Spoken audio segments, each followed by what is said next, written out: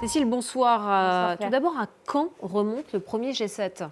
Les prémices d'un G7 sont nées dans les années 70. En 73, la guerre du Kippour entre Israël et les pays arabes provoque un choc pétrolier car les pays du Golfe décident, en guise de rétorsion contre les alliés de l'État hébreu, de réduire leur production. L'Arabie saoudite va même jusqu'à imposer un embargo sur ses exportations. Résultat, les prix s'envolent. C'est un déclic pour les Occidentaux qui, à l'initiative donc des Américains, vont se réunir une première fois, on le voit en 1974, de manière informelle pour trouver d'éventuelles solutions communes et coordonner leur politique. Ce n'est pas encore un G7, mais un G5 avec l'Allemagne de l'Ouest, les États-Unis, donc la France, le Japon et le Royaume-Uni. Et un an plus tard, en 1975, le groupe admet un 6e participant. Oui, et c'est donc l'Italie. Et cette rencontre, elle, est formelle. La toute première, et donc pas un G7, mais un G6, à l'initiative cette fois de Valéry Giscard d'Estaing. C'est le sommet de Rambouillet dans les Yvelines. Voici donc, regardez la photo de famille avec l'ancien président qui est donc ici au centre, avec notamment à sa gauche Gerald Ford et Helmut Schmidt à sa droite pour la RFA. C'est en 1976 que la rencontre devient un G7 car le Canada rejoint le groupe. À noter que depuis 1977, l'Union européenne est également pleinement associée aux travaux du G7 en accueillant donc un représentant. Et par la suite, le G7 est aussi devenu un G8.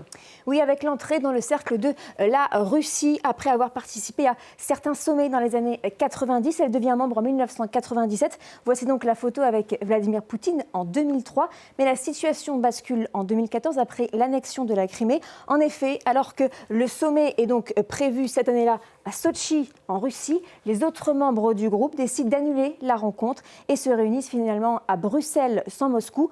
Un sommet composé alors, on le voit juste ici, donc de notamment Barack Obama, Angela Merkel et François Hollande. Le G8 redevient alors le G7. Depuis, plusieurs responsables politiques ont évoqué un possible retour de Moscou, mais l'offensive russe lancée contre l'Ukraine en février 2022 a rapidement refermé le dossier. Et qu'est-ce que ça veut dire au juste G7 ? Eh bien, G7, ça veut dire logiquement le groupe des 7. Ce sont les 7 plus grandes puissances industrielles et économiques de la planète, ou plutôt celles de 1975, car à l'époque, ces 7 pays dominent largement l'économie mondiale et représentent 70% du PIB mondial. Aujourd'hui, regardez, on a la Chine qui est la deuxième économie mondiale, on le sait, puis on a aussi l'Inde qui figure parmi les grandes puissances en forte croissance, et pourtant, elles n'ont pas intégré le G7, si bien qu'aujourd'hui, les 7 pays représentent 40% de la population mondiale pour seulement 10% au G7, seulement 10% de la population mondiale représente 40% de la population du PIB. C'est une rencontre diplomatique, un G7 en espace de concertation. Regardez, on le voit donc juste ici. Voilà, un espace de concertation, mais pas de décision. Ce n'est pas une alliance, il n'existe pas de traité commun, pas de budget commun, il n'y a même pas de secrétariat permanent. La seule condition, on le voit, c'est qu'il y a donc une réunion une fois par an. Et alors, comment ça fonctionne ? Eh bien, c'est assez simple. Regardez, la présidence du groupe est tournante dans cet ordre: France, États-Unis, Royaume-Uni, Allemagne, Japon, Italie, Canada. Et c'est le pays hôte qui décide des thématiques abordées.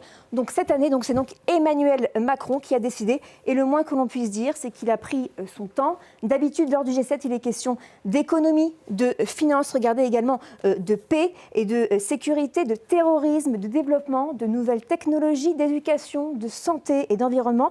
Mais pour assurer la participation du président Trump et ne pas le froisser, eh bien, l'Élysée a décidé de bannir les discussions Trump qu'on voit juste ici, les discussions autour du climat et autour du genre. Et d'ailleurs, quel est le poids de ce G7 ? Eh bien, à l'issue du G7, une déclaration commune, comme à chaque fois, sera publiée. Celle-ci, c'était donc l'an dernier. En théorie, les décisions prises n'ont pas force de loi et souvent, les annonces exprimées restent sans réalisation concrète. Mais elles peuvent peser lourd et ont forcément des conséquences sur le reste de la planète en influençant les marchés financiers, orientant les politiques internationales, les institutions monétaires, comme on le voit donc juste ici, le FMI ou la Banque mondiale. Mais encore une fois, l'influence du G7 a diminué avec le temps, avec la montée des puissances émergentes. Et c'est aussi un sommet de plus en plus contesté.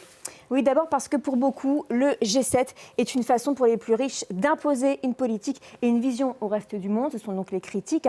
La majorité des autres nations ne sont pas consultés. Cette année, la France a invité les dirigeants de l'Inde, de la Corée du Sud, du Brésil et du Kenya.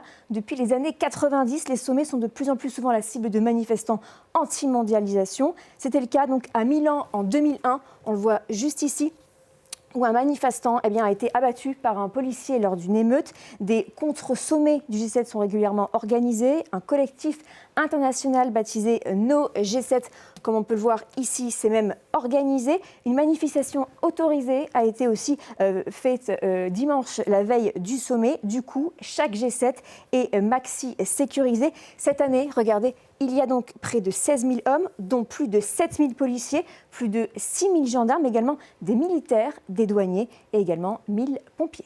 Voilà, on sait tout sur le G7. Merci beaucoup Cécile Galluccio, c'était les clés de l'info.